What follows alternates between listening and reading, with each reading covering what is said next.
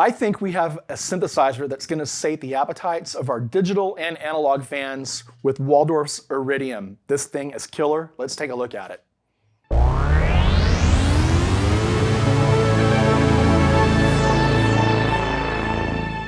Hello, Internet. Chris Cline here with Alma Music Center in San Antonio, Texas. And like I said in the opening, we're going to look at the Waldorf Iridium. But before we do that, please subscribe to our channel if you haven't already. Just click on the button below.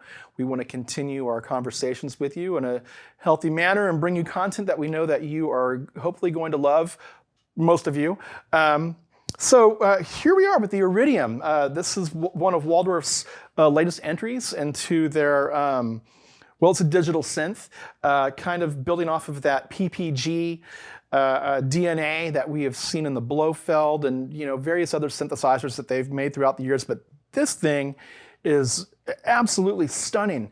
And I tend to not be a real big fan of a lot of digital synthesizers. I did kind of fall in love with the Juno X just because it has that kind of throwback feel of a 106 or a Juno 60, and it does sound great, even though it still sounds digital in its analog ways. It does sound good, but this is absolutely stunning. It is so much fun, and there's so much tactile control, and you would think there'd be a ton of menu diving on here, and there really isn't. I mean, everything is almost instantly accessible, and I'm still kind of digging into it. I spent some quality time with it over the past about 4 or 5 days, and as soon as I turned it on, I just felt like so at ease with how this synthesizer operates because of the way that it's laid out. So let's go ahead and talk about that. Let's dig into it a little bit and listen to it and talk about the functionality. And we're going to flip things around here, and we're going to get started on what exactly this can do for you in your productions and for your sound design needs, and just how lovely of a synthesizer it is. All right, so here we are with Waldorf's Iridium, and as you can see, there is no shortage of tactile control on this synth. There's not a whole lot of menu diving. However, with the touchscreen, you will see me, activate certain things now and again. But for the most part, everything that you need to do can be accessed by really pressing any of the buttons or tweaking any of the knobs that exist on the synth. For a digital synth, the tactile control that exists is absolutely wonderful, and they really didn't leave much out when it comes to being hands-on, which is really, really nice. I have a Blofeld, which is the older little in scope brother of the Iridium. It has the the Wave PPG wavetable DNA in it, much like this. This just does so much more, and it allows me to do a whole lot more hands-on than the Blofeld does. And the Blofeld does have tactile control, but not like this. There's a Fatar keyboard. It is semi-weighted. The thing that's really, really fantastic about this keyboard is that it offers poly aftertouch. And what poly aftertouch allows you as the performer or the producer to do is to send aftertouch information on a per key basis, where a lot of synthesizers in the past have had mono aftertouch, which means that if you engage aftertouch anywhere on the keyboard, it's going to affect any key that you're pressing. That's not necessarily the case with the Waldorf. Again, I can send out polyphonic aftertouch, so I can affect keys or notes individually from one another if I want to. Before we start getting into the sounds and all of these different controls that exist, I want to talk about the connectivity that exists on this keyboard, and it offers quite a bit. And where, I think I mentioned this with Roland, the Juno X, they missed the boat in that they didn't offer any sort of modular connectivity, and they did here, and I'm glad that they did. Waldorf also makes a Eurorack keyboard controller that's a great option, especially if you don't want to have a really, really big rig. But getting back to the connectivity in the modular world, this offers all kinds of modular connectivity. You actually have 4 CV inputs. You have your clock in, gate in, start in, and clock out. So if I want to send my clock out to one of my modular units that has some sort of sequencer built into it, or a sequencer module, or if I want to affect the timing of something that accepts clock, I can do that with this. The thing that's nice about the CV inputs is you can actually control the voltage levels as well. So depending on what you're feeding into it, the voltage that it's sending, or the variance, the range, might not be as extreme as, you know, -12 to +12 or 1 volt per dB. It might be something different because you're sending an LFO or something like that. Well, you can actually change the voltages on the CV inputs. And I kind of jumped ahead with our connectivity, so let's start you know, at the very left side of the keyboard. And as you can see, everything is screen printed up here, which I am quite fond of. It's nice to know that because I'm not having to, you know, look back or like lift something up, or, you know, I'm not having to exert any extra energy to find out what I'm plugging in or taking out of the synth. So we start with, of course, we have our power switch, and we have our direct current or our wall wart coming in. We have our headphone output. We have our audio out left and right. We have audio in left and right. You're probably wondering, well, why do we have that? Well, this thing can also sample, as well as you can engage a granular synthesis to manipulate your samples as well. So you do have your audio in, and then, as I just discussed, our CV ins, clock in, gate in, start in, clock out. MIDI on here, in, out, through. This is a 5-pin DIN, so it's going to interface well with other MIDI devices that you have that still incorporate the 5-pin controller or protocol, excuse me. Then we have our pedal inputs for sustain as well as expression. And then we have 2 USB inputs or outputs. We have a standard type 2 back here, and a type 1 or A and B. So we can connect this to a computer or to a host, and it can become a controller, and you can send information both ways, obviously, and then you can use a type A for some sort of memory if you have a flash drive or something like that. And then you also have a micro SD card slot back here as well, so you can load samples or other information into the device.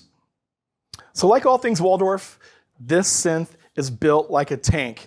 You know, as you can see here, we have 5 octaves. It's a 49-key keyboard. It's not very big, doesn't have a huge footprint, but because of the build, it's pretty heavy. I'm not quite sure what the weight is. I know you can get that online. I'm going to say that it's probably, you know, clocking in at just above 20 pounds, maybe about 25 pounds. Built like a tank, solid steel. Everything that Waldorf makes is built like this. You can hammer nails with their devices. My Blofeld, you know, and my Strikefet, I think that the metal that they're using for all their casings, it's got to be like 3 millimeters thick. Like, it's super, super solid. It just feels great. And all the pots feel really, really good too. And like I had said before, the touchscreen, I haven't had any issues with it yet. I think there's certain things that I can probably do with the touchscreen, like double tap things that I haven't really discovered yet, like to load things and whatnot. But that's just because I need to have a little more time with the synth because it is robust. So a little bit about the architecture of the Iridium. Once again, FITAR keyboard with polyphonic aftertouch, 16-note polyphony with it's duo timbral, 2 different sounds at a time. You can layer those, you can split them. There's no shortage of how you can manipulate sounds and get sounds out of here. Everything is going to come out of the stereo output, and then you do have the headphone output as well. You have 3 oscillators that you can manipulate with your patches, and then with these oscillators, you have different types of functionality, different types of different sounds that you can manipulate. You have your standard wavetable, which is once again really, really popular across the entire Waldorf line. Going back to the PPG, you have digital waveforms, and we're going to explore all these here in a second. Particle, which is sampling and granular sampling or granular synthesis. We're not going to dive into that too much. I think that could probably occupy an entire video on its own. The resonator, and we'll explore that as well. That's using certain types of materials to pluck or strike a sound or a sample. And then we have the kernels. And the kernels, that's actually a very interesting concept on here, where you have per kernel, you can have 6 sub-oscillators that can be interlinked via FMs, and it goes into the audio range as well. So you can get all kinds of interesting patches using the kernel. And all that can be accessed right here with our 3 oscillators. And then we have our mixer as well. So we can, excuse me, the mixer right here. I'm sorry, I was looking over here at these other assignable potentiometers. But our mixer exists right here. We can manipulate the routing as well from here, and we're probably not going to get too into that because the routing can, it can get, I don't want to say heavy-handed, but you can actually place the oscillators in different parts of the signal chain, which is quite nice. And then over here with our touch screen, you can see that we have different things that we can, different functions or parameters that we can access. Our LFOs, of which there are 6, our 3 oscillators, filters, envelopes, modulation metrics, effects, and then down here we have other more global types of settings. So we can go into our master mode. Again, we can go into our modulation assignment, performance mode. We can bank patches, but previous and next. This big knob is going to change functionality depending on where you are. You have your load, save, layer 1, layer 2, global settings, and then these potentiometers are going to change depending on what page you are in. If we come over here, we have our dual filter. We can link these together. With our filter controls, we can adjust the cutoff, resonance, and what types of filters, and there are no shortage of filters in here. And in fact, we can actually engage through the former even more filters, which gets kind of crazy. Over here we get into our envelopes. So we have our filter envelope, our amplitude envelope. We can change the velocity and the amount of our filter envelope. With our amplitude envelope, we can change the velocity, and then we have our master volume. The former, which I just mentioned, we'll talk about a little bit.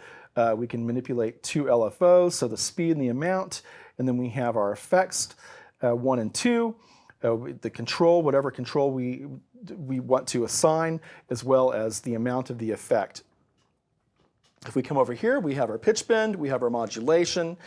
We can change the range of the keyboard by moving up and down the octave. Then we have chord, mono, sequencer, arpeggiator, latch, and then we have macros as well. So we can assign these 6 keys to do any number of things that is going to help with the functionality or increase the functionality of your patch or your performance or however you have it set up. We can't get into every single thing. We could spend hours on this. We're just trying to get an idea of the layout and how this thing actually works. So now that we've discussed kind of the lay of the land here, and I didn't get into the knobs and the controls on the oscillators, but we have an idea of what's happening with everything else, even though we haven't jumped into it. We're going to go ahead and do that. But what we're going to do, instead of, like listening to all the presets and everything, oops, let's do that. We can do this all day long and listen to presets and whatever. There's going to be 1,000 videos online that are going to be people like just playing and they're just showing you presets. So what we're going to do, so we have a better idea of what's happening with the architecture of the synthesizer and how it's all laid out, is we're just going to kind of build something from scratch so you can get an idea of how all these things are going to work in concert with each other. So it's pretty easy to do this, and it's nice that they did it like this. So what I'm going to do is I'm going to press the load button. Right? Now, of course, we can load any kind of patches, and if you look here, we have attribute, bank, author. You can actually assign the author's names to your patches. So if you're building your own custom sets, you might want to have your name in there, whatever your name is. Maybe it's Willy Wonka, I don't know.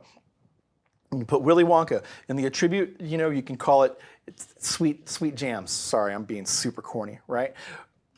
but more specific. Maybe you want bass, pads, you know, FM sounds, blah, blah, blah. You can do all this stuff, and you can browse and surf all these sounds using all these different ways to add a more robust nomenclature to your patches. But what we're going to do right now is I'm just going to press, excuse me, init or initialize, right? And that's what we get, right? No frills. And remember, I'm not a keyboard player. I've never claimed to be one. I'm just a synth nut.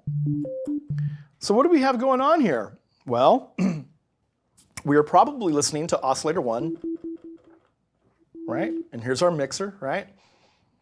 Let's go ahead and turn oscillator 2 and oscillator 3 down. Even though there's nothing engaged, we're just listening to oscillator 1, right? And of course, we can control all kinds of parameters right here, but let's go ahead and bring this up. And so what we're looking at right now is wavetable. Isn't that cool? So as I touch the wavetable, I can actually scroll through the peaks and valleys, which are actually resonances, right? And we already have like this Hammond type of sound, right? Now, there's any number of ways that we can actually scroll through the different wavetables, right? And I'm trying not to get my head in frame. It can be a little weird. So if I do this, now we're going through the different wavetables that exist, right? And like the first one, we can come back over here and we can go through by touching the wave. We can touch the wave, literally, the waveform. And we can change the position, or we can do it here, right? To change the sound. Now we have the spectrum control where we can change it even further.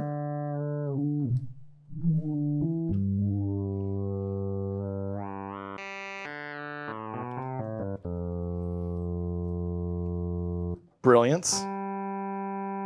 And we're not getting much out of that right now.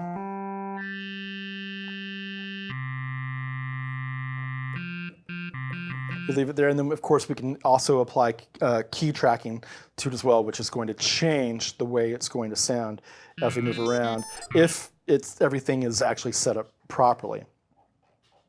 But instead of getting into wavetables, I want to get into waveforms, right? Because I also want to speak to our analog synthesis fans out here, because at the beginning of this video I said this might sate the appetites of our digital fans as well as our analog fans.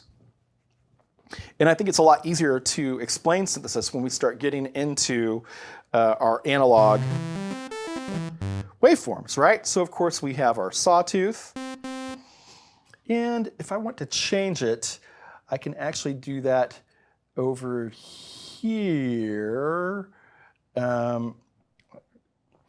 So if you see here, I'm changing the shape.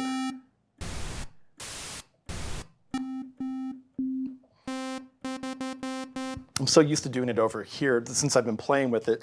And if you look at these controls, you will notice that these 4 knobs have 4 different settings, and those settings relate to these settings down here. Wavetable, waveform, particle, resonator, and if I press wavetable and waveform together, kernels, which we're not going to get into. That could take an entire video, but you will get to hear what some of that sounds like. So here we are with our sawtooth.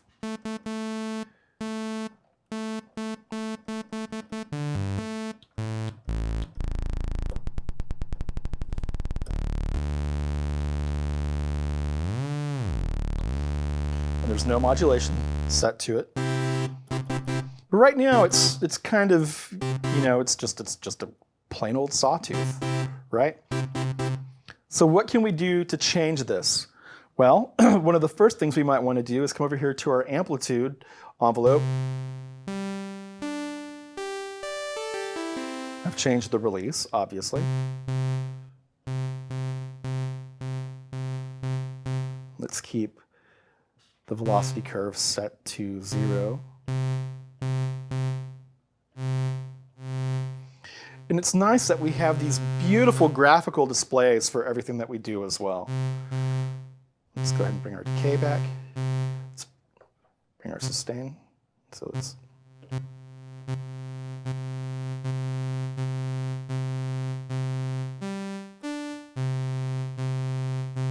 all right. Now, let's explore the filter. So, where are we? All right, so it's a standard low pass, right? Now we can change the type. And as I said, there are no shortage of filters. So we've got our 12 dB or 2-pole. We've got one that's with saturation. We have one that's dirty. Standard, you can hear the gain change, obviously. And then we have our 24 dB or our 4-pole. 12 dB high pass, and so on and so forth. Band pass, and then you've got 2 filters. You can link the filters together. Let's stay here with the more common low pass. Now we can really get the resonance way up.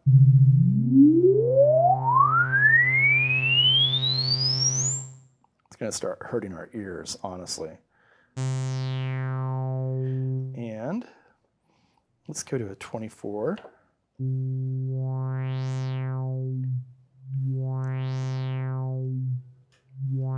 Now this is a digital filter. It is not analog, but I think it is a beautiful sounding digital filter. And with so many options, it's our high pass. I think you're going to be hard pressed to really find fault with this, and I know I'm going to eat my words. But oh my gosh, I just got so lost in this thing yesterday, and I really haven't even scratched the surface yet. Now, if you notice, I don't think I've touched the screen yet, except when I press the initialize patch to start from ground zero. I think that's the only time I've touched it in regards to crafting or sculpting a sound.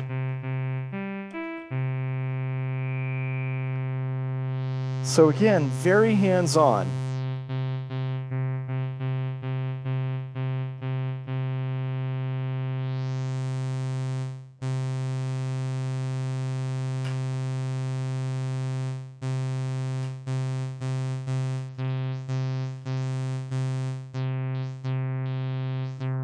So now we've got our filter envelope engaged.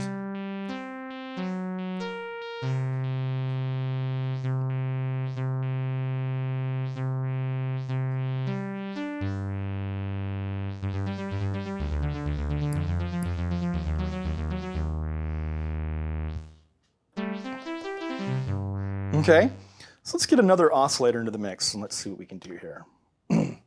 So let's go here, we'll do this again.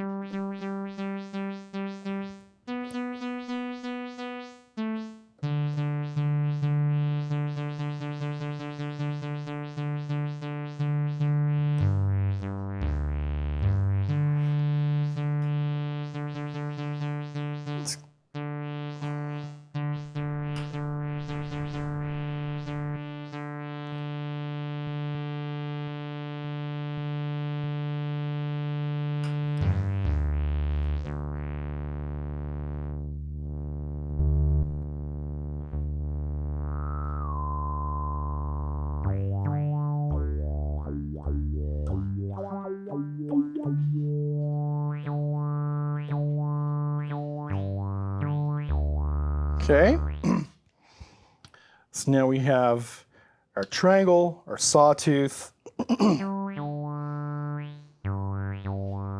I'm going to detune the sawtooth a little bit.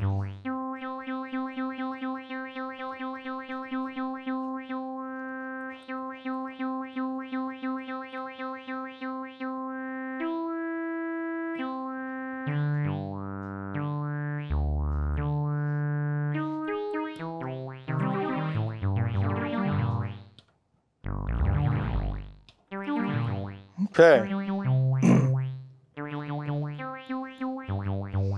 So let's go to our effects. We have 5 effect slots. We'll turn on, oops, let's not bypass it. Turn on number 1. Let's go to our delay.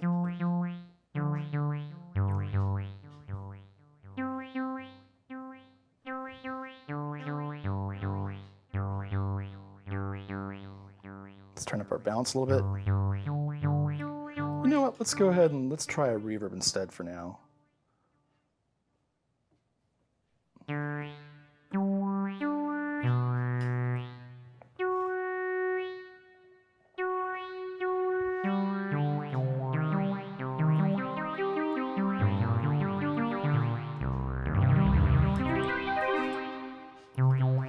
Now, if I press presets, we can actually find different algorithms, right? So let's go to Quantum Endless.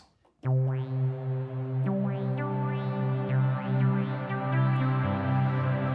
we're kind of getting into Brian Eno, Robert Fripp land over here. Maybe it's a little too much.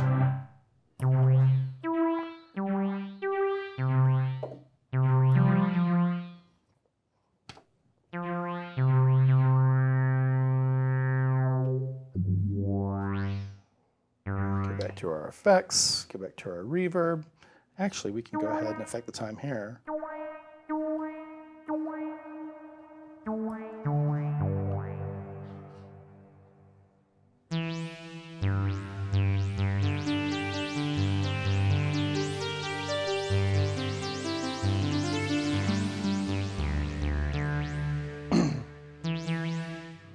So now we have kind of a plucky bass sound with reverb. It's kind of a lengthy tail on that reverb. But I talked about the digiformer, so there's a lot that we can access in here. Right now it's bypassed. If you look here, we have drive, gain, which is not doing anything right now because there's not enough happening. Various cone filters, a bit crusher, ring modulator. Now the Nave LP24, I don't think I know what that is, but it's another type of filter. The Nave, maybe that's coming from another synth that I am not familiar with. Of course, PBG, Largo. There's just a lot more that you can access here, which is nice. The bit crusher can be a lot of fun.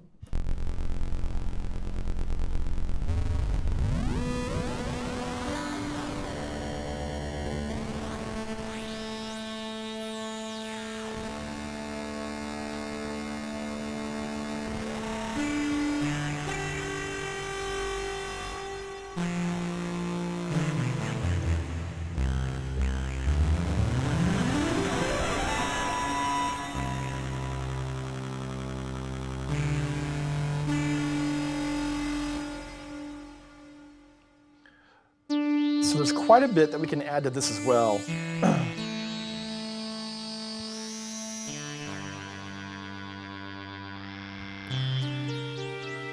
we have our ring modulator on. Let's turn the key tracking down.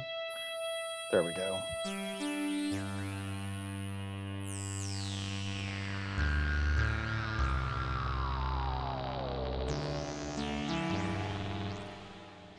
So right now we have ring modulator reverb, triangle, sawtooth, and almost everything has been achieved by manipulating what's happening here.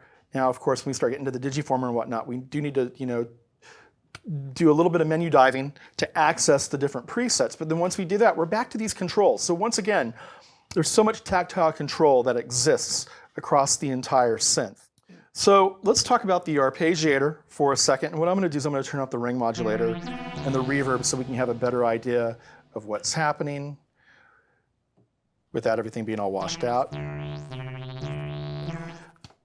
Go back to the digiformer. Let's bypass the digiformer. I'm going to remove the envelope filter as well. Or the envelope for the filter, excuse me.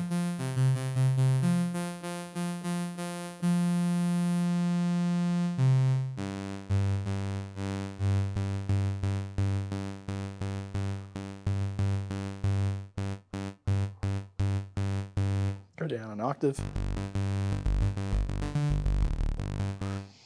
So let's turn on the Arpeggiator. I'm gonna go ahead and latch it. So if we click here on the algorithm, we can actually change the way the Arpeggiator is responding or the way it's playing back.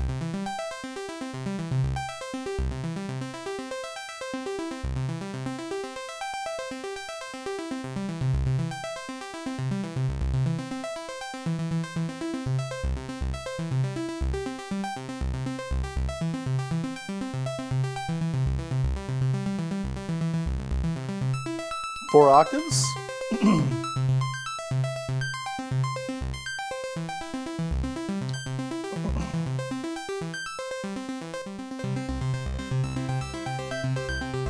So now I've just engaged the delay.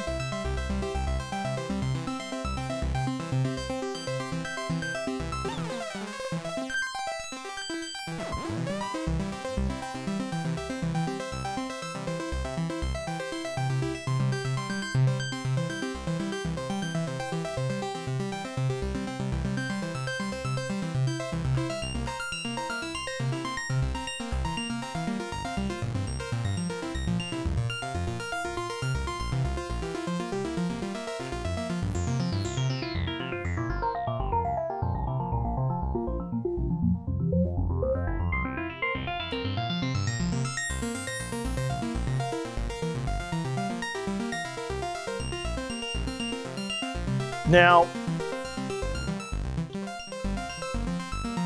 we can also change the mode. So right now we are in art mode, but we can go to sequencer. Right now there's nothing happening until we start manipulating notes.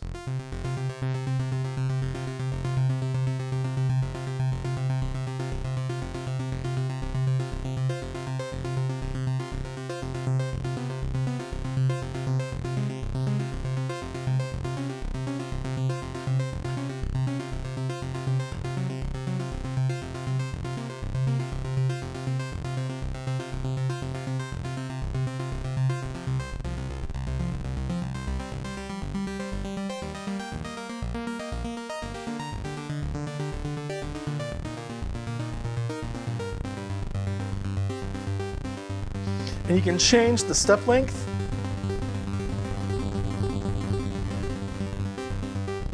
We can change the tempo.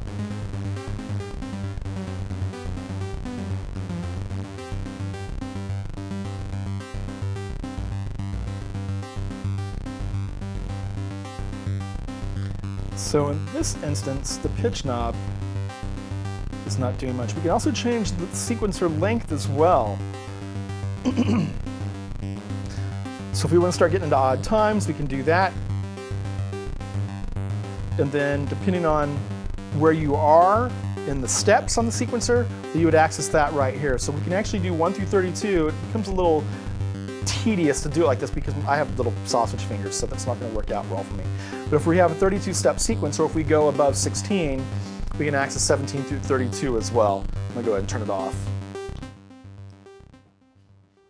So once again, I'm just trying to illustrate how easy it is to get around on the synthesizer and how quick we can change parameters.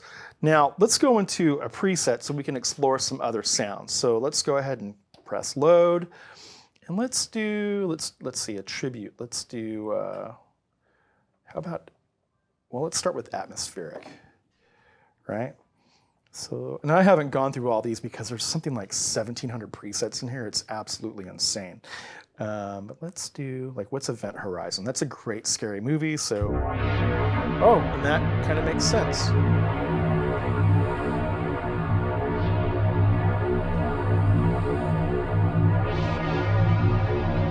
That's a pretty complex sound. So what do we have in here? It looks like it's using Kernels, which once again, we're talking about having 6 different sub-oscillators that exist within this that can actually modulate each other into FM territory, into audio territory.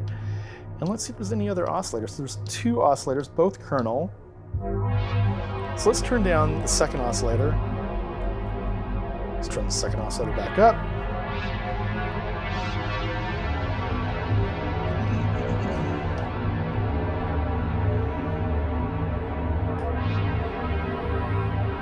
Let's turn the first oscillator back up as well.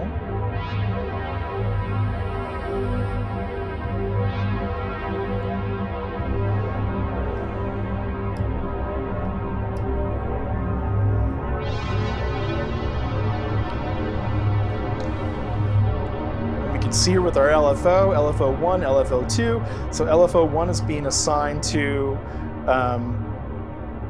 oscillator 1 pitch. So if we come over here,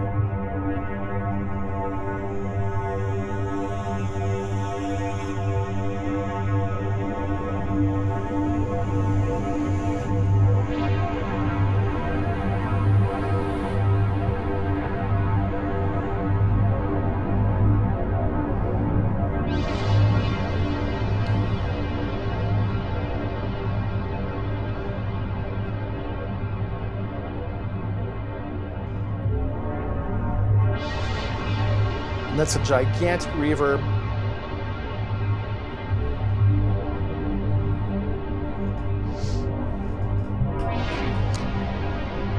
So incredibly easy to manipulate everything on the fly.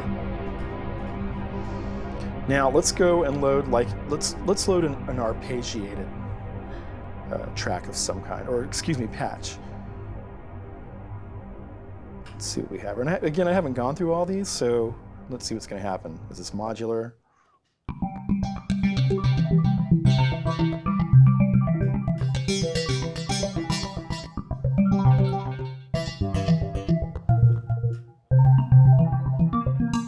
Let's latch it. And let's go into... Oh, that's pretty cool.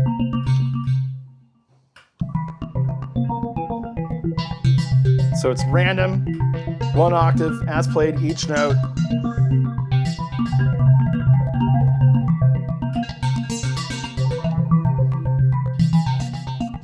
See what's happening with our filter envelope, amplitude envelope.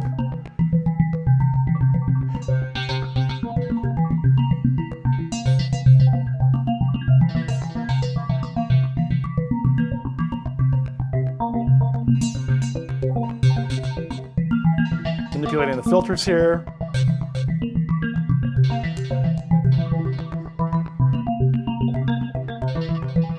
Anything happening here? So there's another filter in the digiformer.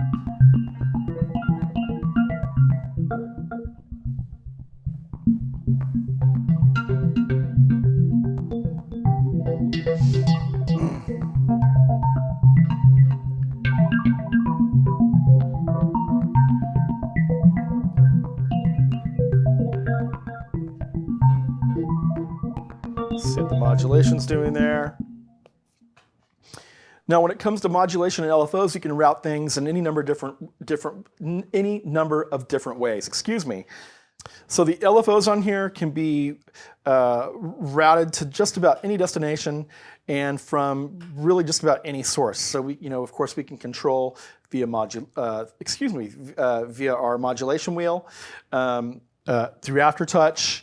And again, we can send these 6 LFOs to any number of destinations. But this is something that I think I would rather discuss separately, so we can really talk about how the LFOs can empower this. But I think most of us understand what LFOs are and what they're going to do, and they're going to influence pitch, volume, the way our envelopes are being used for filters or for our amplitude envelopes, the way the filters are actually going to be manipulated via an LFO itself.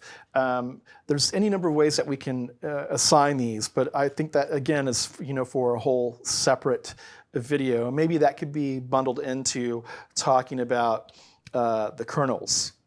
Yeah, so let's hold off on that for now and come back to that later. So with the synthesizer this deep, I'm pretty sure we probably missed a couple of things, and by a couple I mean a handful. But hopefully you have a solid foundation as to what this can provide with its different oscillators, the way you can manipulate macros, the keyboard, all the connectivity. It's just such an amazing synthesizer, and Waldorf really, really nailed it with this. It does have a steep price tag, but again, and as I said in the very beginning, I think that this is going to sate the appetites of, both our digital fans and our analog fans, because it offers so much and it sounds so rich. So with that being said, until next time, we're going to work on some more content behind the scenes for you, and please subscribe to our other channels as well. Accordion, bass, piano, guitar. If you want to know a little more about me, you can find me at civilianaudio.com. And hopefully I'm going to do a better job at keeping my site updated. I'm just so busy behind the scenes that I'm just sucking at that. But we will be back with more content. Let's have a healthy discussion below. Let us know what you want to see more of, what you don't want to see more of maybe. And keep on creating, producing, be kind to each other, and I will see you next time. Bye-bye.